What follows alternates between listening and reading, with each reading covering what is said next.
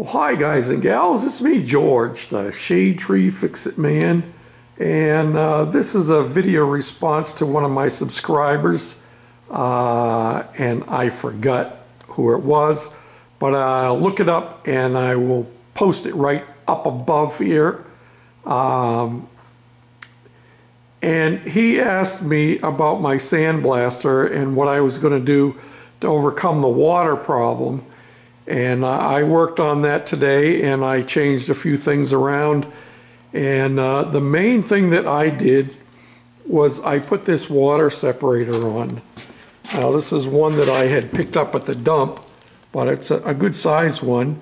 And it seems to be working because there seems to be moisture down here in the bottom. And the only problem with it is it was missing the O-ring up inside that this seals against the inside of this part here. It had a rubber gasket up there, but that didn't do it. So I took it apart and took this with me over to the hardware store and found the right size seal, and it's working fine and dandy now. While I was at it, I changed my gauge that was broken, and because of the clearance issues that I have here, I put an elbow on, which I already had in stock, and this piece here to bring it out. And I probably should actually extend this out a little bit further, although I don't want to come out much farther because then the chances of bumping into it are pretty good. Anyway, that seems to have done the trick, and I don't have my hose hooked up to it all the time. I have piece of plastic hose that I run, and I just plug it into my flexible line, and I bring it over here and I plug it in, and so this regulator does not work. Well, I shouldn't say it doesn't work. It only goes up to 90 pounds, and that's fine because that's all I can use in my sandblaster. And I was wanting to go a little bit higher, but that's fine. And because the gauge, I took the gauge off of this to put on my air compressor. So this is the broken gauge off the air compressor, and it works a little bit, but it's not accurate. But it doesn't matter anyway because I got this bigger one here, and that one is accurate.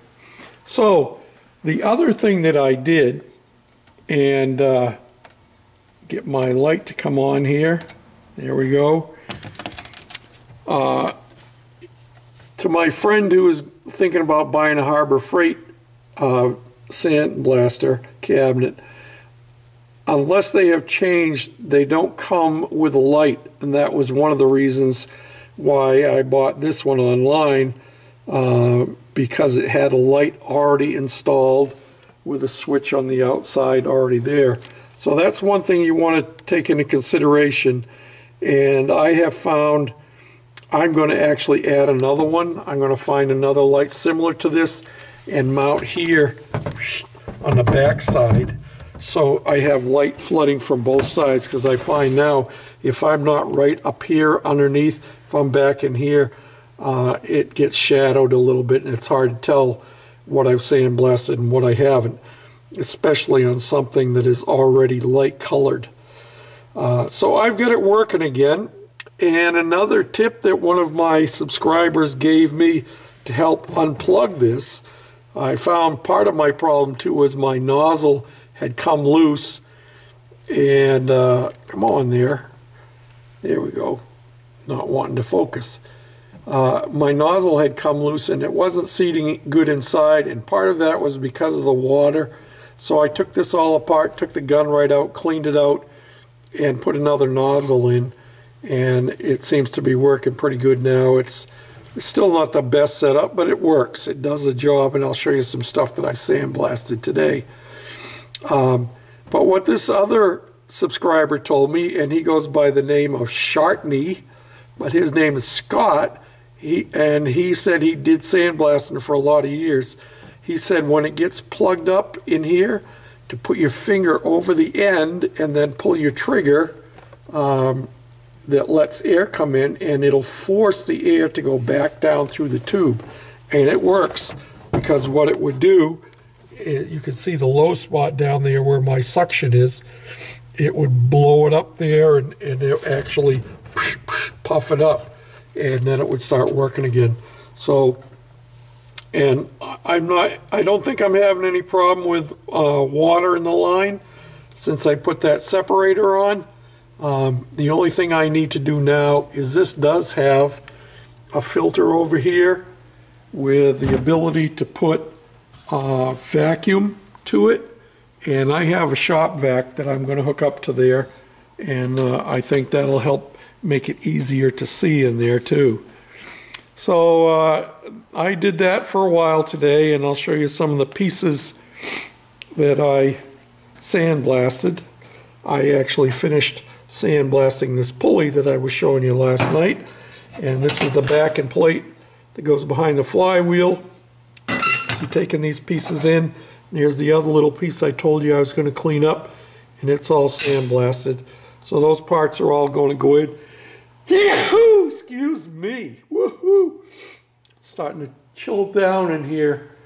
Thermometer says about 40, but I didn't dress as well today as I usually do.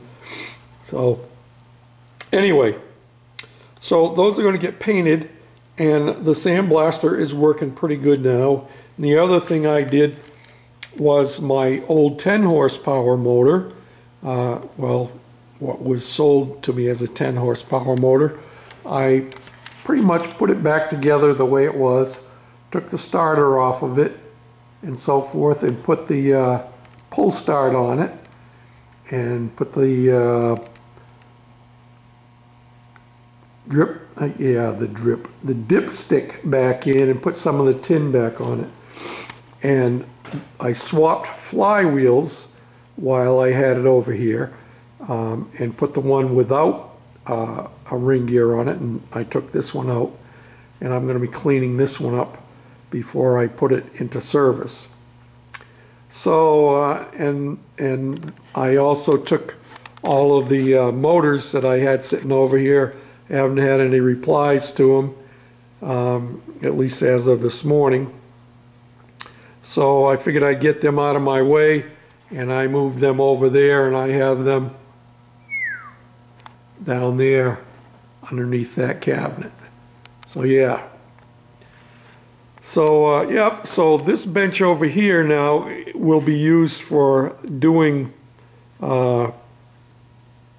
repairs and getting things ready to be cleaned and painted and all that kind of stuff, and doing modifications. Like I'm still, I know some of you guys are gonna have heart attack, but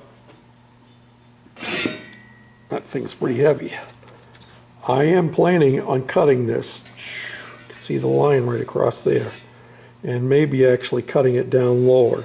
Probably cutting it down in here, because the flywheel fits right inside of this part here. So I'm thinking I'm going to come right down in here, and I haven't decided yet if I'm going to try and close the top side in or not. But I decided to use this and not the Angel Food Cake pan, because this one already has the boss on it for the starter and so forth. And that's the other thing I did. I took the starter off that other motor. You can see it sitting there. So this kind of stuff I'll be doing over here. I need to use this on this one just to close this in. At least I think I do, but we'll see. And this has some dings and dents in it, so I want to straighten it out. You can see the dents right there. I want to straighten those out before I clean this up and sandblast it and paint it. And that'll be a red, probably. Haven't decided what color I'm going to do this. You know what? I might do this part. I might do this part in hammered silver too. So the whole bottom of the motor will be tied together in that one color. So this won't take away from the main motor. That's what I'm trying to do. I'm trying to shrink the size of the motor down and get more focus on the fins and stuff on the top, you know, around the cylinder and that kind of good stuff. So yeah, well, here I am. I'm just blabbering on, and you guys are getting bored to tears, and you probably already shut me off. I would if I were you. So I have my towel over there. The big red one is going to get spread out on this bench so that when we start reassembling, especially like the motor and the steering box and the transmission and stuff, we'll have a nice soft surface to put them on so we're not scratching the paint all up. Till next time, guys and gals, this is George, the Shade Tree Fix-It Man, saying thanks for watching, for commenting, and for subscribing. Bye for now.